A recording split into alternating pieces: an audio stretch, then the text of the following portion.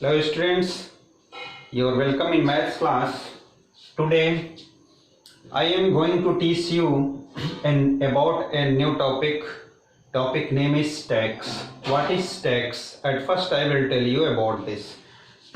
Tax means public जब भी कोई व्यवसाय करती है तो उसमें जो बेनिफिट होता है उसका, उस बेनिफिट में से कुछ पैसा गवर्नमेंट लेती है राजस्व के रूप में, वही टैक्स है।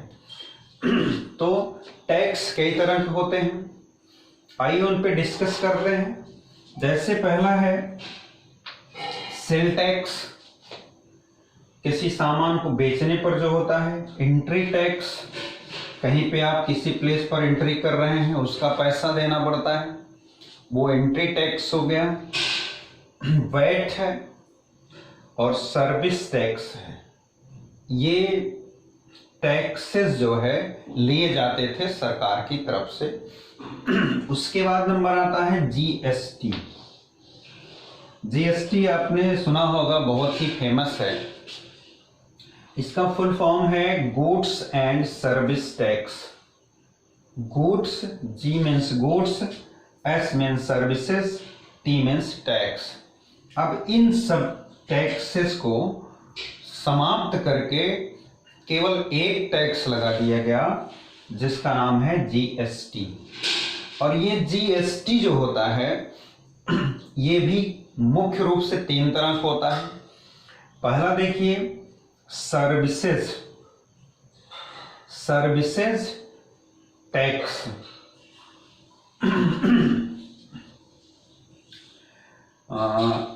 इसको जो है पहला है goods and services tax, this is the full form of GST. उसके बाद होता है थ्री टाइप्स। ये गुड्स जो होता है, ये जीएसटी जो होता है ये मुख्यतः तीन तरह का होता है।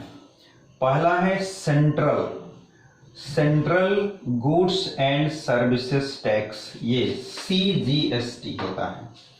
CGST full form central goods services tax.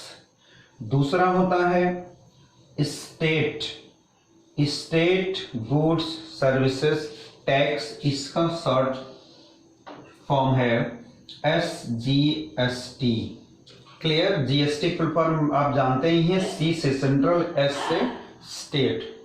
और तीसरा होता है integrated, IGST, integrated goods services tax. ये मुख्यतः टैक्स होते हैं। जैसे मान लीजिए 100 रुपए मार्केट प्राइस है और इस पे 12% टैक्स है, तो आपको ये जो है 112 रुपए में आपको सामान मिलेगा, क्योंकि ये तो आपका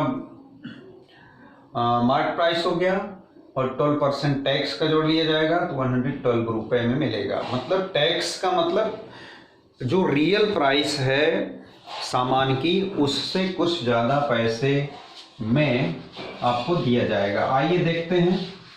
I have taken 2 questions today. 2 questions लिए गया है और देखते हैं कैसे सॉल्व होता है। From exercise number 12.3, a geometry box is marked for 320। Marked price है, marked price is equal to 320 rupees. If the rate of its tax is 12%, find the amount customer has to pay. कह रहा है कि 325 रुपए price है और 12% tax है, कितना देना पड़ेगा? तो टैक्स निकाल लीजिए। Tax is equal to 12%, 12% of 325 of means you know multiply 12/100 हो जाएगा यहाँ, और 300 25 हो जाएगा। 5 2 जा 10, ये 20 हो गया। 5 6 जा 30 और 5 5 जा 25।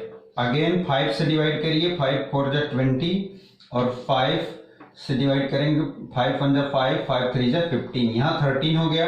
और फिर ये 4 आपका जो आ रहा है, 4 1 जा 4, 4 3 जा 12। यहाँ 13 बच गया, यहाँ 3 बच गया, मतलब 13 मल्टीप्लाई 3 करेंगे, ये हो जाएगा आपका 39 हो जाएगा। अब कितना देना पड़ेगा, इतना टैक्स हो गया 39 और 325 उसका एमटी था। तो टोटल हो जाएगा 325 प्लस 39, 9 5 14, 3 2 5 और 1 6, 360 रुपीज उसको पे करना पड़ेगा।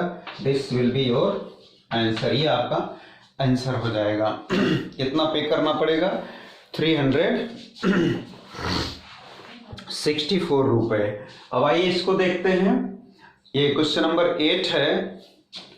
तो the marked price of a washing machine is 15,450 रुपए एक वॉशिंग मशीन की मार्ट प्राइस है। The shopkeeper allows a discount, 10% का डिस्काउंट होता है, and on cash payment if the tax is 18% find the amount the customer has to pay. अगर 18% tax लगता है, 10% डिस्काउंट मिलता है, कितना रुपया देना पड़ेगा उस वॉशिंग मशीन की। तो पहले निकालते हैं डिस्काउंट।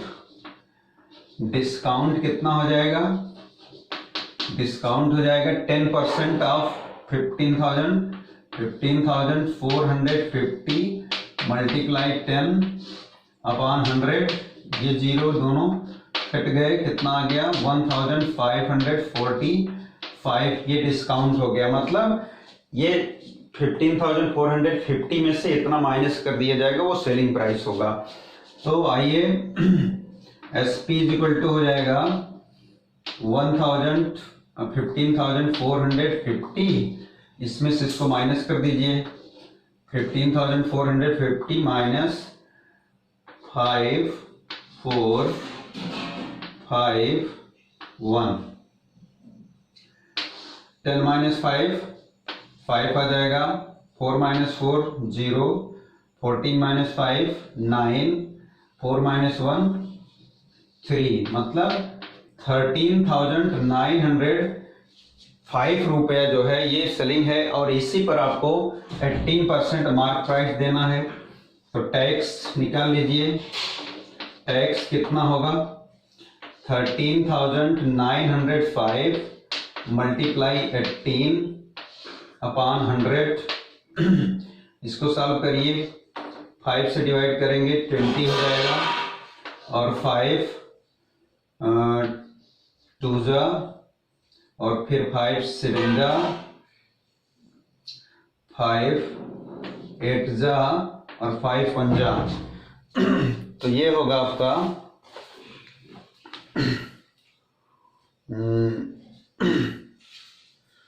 इसको डिवाइड करेंगे तो ये आ जाएगा 5 2 जा 10 और 5 7 जा 35, 4 आ जाएगा, 5 8 जा 5 1 जा, और फिर 2 से इसको काट दीजिए, 2 10 जा हो जाएगा और 2 9 जा हो जाएगा। तो 9 से डिवाइड करिए, इसको मल्टीप्लाई कर लीजिए, 9 1 जा 9, 9 8 जा 72, 9 7 जा 63, 63 और 7 70 हो जाएगा, 9 2 जा 18, 18 और 70 25 हो जाएगा। ये अपान हो गया आपका 10 बचा हुआ है, इसका मतलब 1 डिजिट के बाद 2 पॉइंट लग जाएगा, 2502.9। ये क्या आ गया आपका, ये आ गया टैक्स, मतलब 2502.9 रुपए आपके लिए टैक्स हो जाएगा। लेकिन क्या पूछ रहा है, पूछ रहा है कि if the tax is 18% find the amount the customer has to pay. Customer को कितना देना पड़ेगा, उस वॉशिंग मशीन के लिए। तो ये हो गया 25,000, 2,500, 2.9 ये टैक्स हो गया, और उसका एक्चुअल एसपी कितना था, इतना था, मतलब ये तो उसका रेट था और इतना और टैक्स के रूप में लगेगा, मतलब यह अमाउंट ऐड करने पर जो आएगा वही पे करना पड़ेगा। तो यहां पर हो जाएगा ये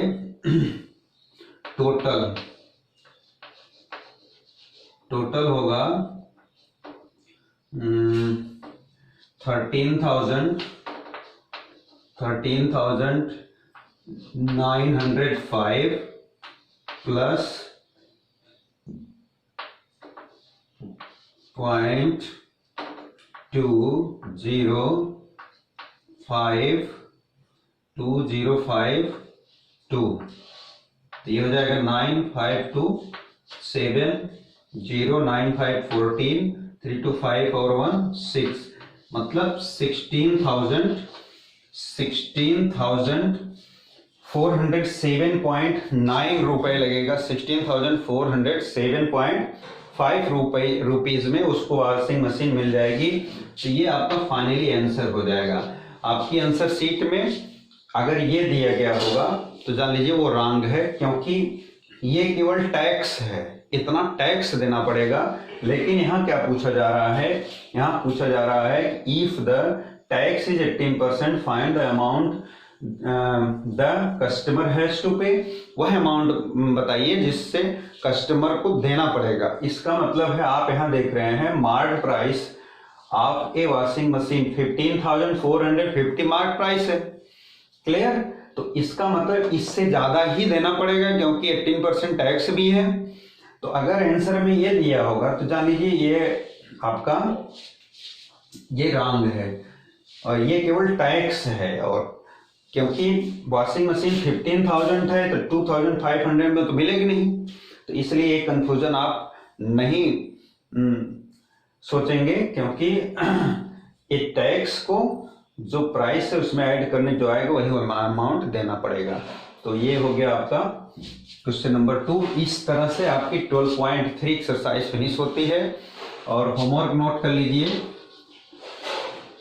होमवर्क